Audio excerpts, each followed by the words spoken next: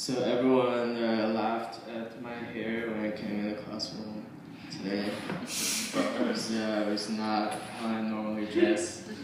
But yeah, I was excited to be assigned by the public education program.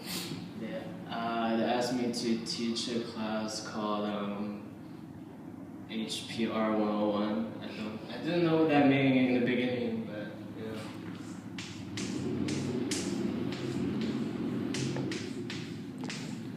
So this class, they thought it's important for our school students to know how to be a hipster. I'm gonna be a teacher to teach you guys how to be a hipster. That's why, yeah. Yeah, but you might ask like why, like having like an Asian dude teaching this, but I was like when I applied for the job, they had me send a portfolio. I just sent them me in a Hello Kitty backpack and a Pikachu hat and whatever else and a little Digimon watch, and I got accepted. But also it's tough. It's a tough journey to become a hipster after I came to the Bay Area. It took me like a year to used to having like avocado in my sushi and switching like sake to beer, like the California IPA stuff that smells like chicken liver and tastes like borax. Yeah, it was rough, but but I mean, I switched over sort of, and it's kind of interesting. Like in my earlier years, that in Asia countries, there's if you know that South Park episode talking about Asian girls drawing like guys making out like in their school, that like happened to me. The girl like you wouldn't tell you they like you, but they draw you making out with their best friend. And yeah, for a while I thought I was gay, but I'm glad that girl really liked me, and whatever. I mean, that's something about me, and I'm glad you guys signed up for the class. So raise your hand and tell me what makes a hipster. Anyone? The shirts. Sick vinyls. A fixie. 4-barrel coffee. Bacon and like Angry Birds and just like fucking folk punk. Alternating ascot scarf days. Facial hair. Versace Tamaguchi. Art school. Being interested in art. Disposable income. Skating It's kind of a cherry on top. A really good point. But as people's gonna be hipsters, it's not very fun to use textbooks. So I found something really interesting, to use as our text.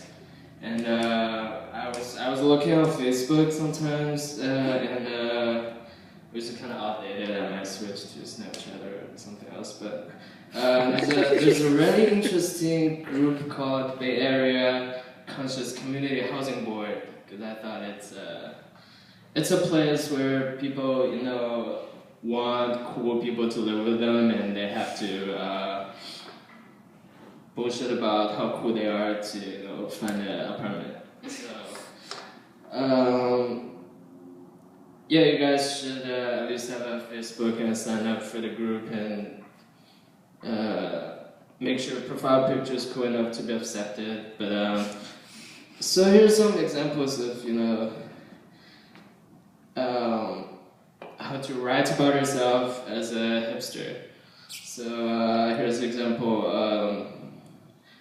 was looking at postings, so they're like wanted and offered different apartments, you know.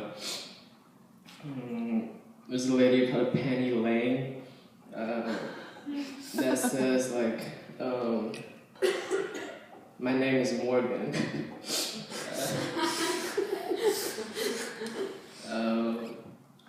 My boyfriend Antonio and I are seeking a sublet from March onward under 1K in this magical city of SF while we transition into a more permanent space. Blah blah blah. We're a creative, vibrant couple who are musicians and very involved in the local community. We're both vegetarians of 10 years. And thrive to live a conscious lifestyle through kindness, health, balance, and art. Yeah, I guess it's a very balanced diet, just eating, you know, vegetables. Oh yeah, I'm a yoga instructor. That's really important.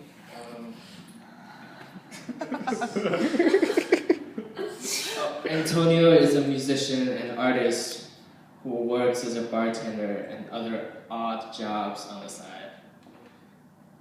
During the weekend, we sell flowers for your hair in Glorious Park.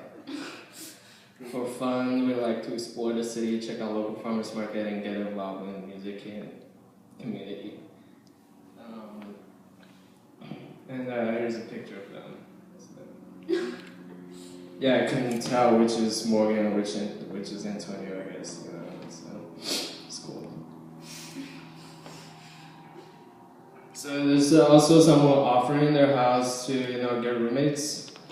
It is about me. I am 30 years old and have lived in this house for almost 4 years with my cat. I enjoy cooking and I'm happy to share meals if you are. With only me, I don't know. But easygoing, but a stickler for sharing household chores. I'm a bit of a hippie, so don't be surprised if you see me cooking with kale or smell sage around the house.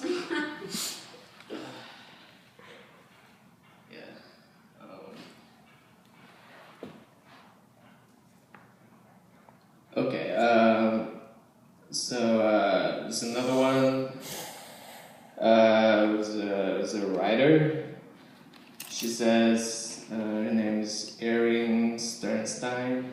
Says, I like to live in a space that reflects my need for peace, reflection, creativity, cleanliness, order, lightness, and focus. My home is a recharge zone from a busy schedule as well as a space where I focus on my writing. And there's a picture of her doing pulling up with a sculpture.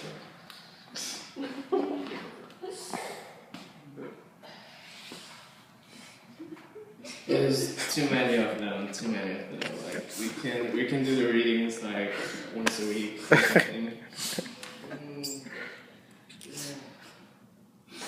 Too many is. Oh, this is a good one. So there's a house they're looking for roommates, you know, and she says if you answer yes to 3 or more of these, please email us. And one of the things is like, you like Burning Man, but only talk about it a couple months out of the year, not all 12.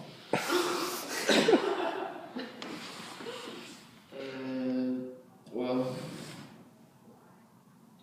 yeah, you can learn a lot of stuff about, you know, how to be cooler. And definitely, like, everyone sign up for a yoga class, you know, it helps. Alright. Oh, there's a guy finally. So how he introduced himself, being like, I have lived in San Francisco for over 14 years, and I prefer a queer plus multiracial plus multigender plus working class plus artist plus social justice plus sustainability-oriented environment at home. It's a picky dude. And his profile picture is a little daisy.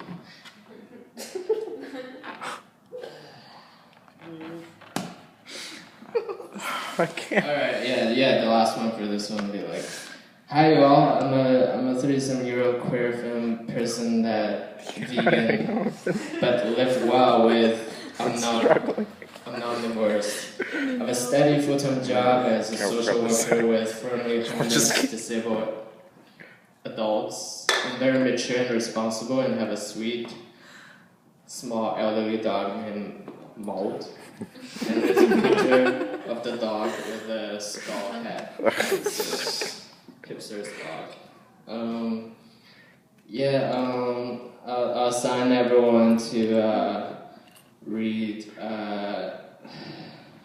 5 of posts and send a 1-page response and appear in a little bundle ahead next class. Thank you.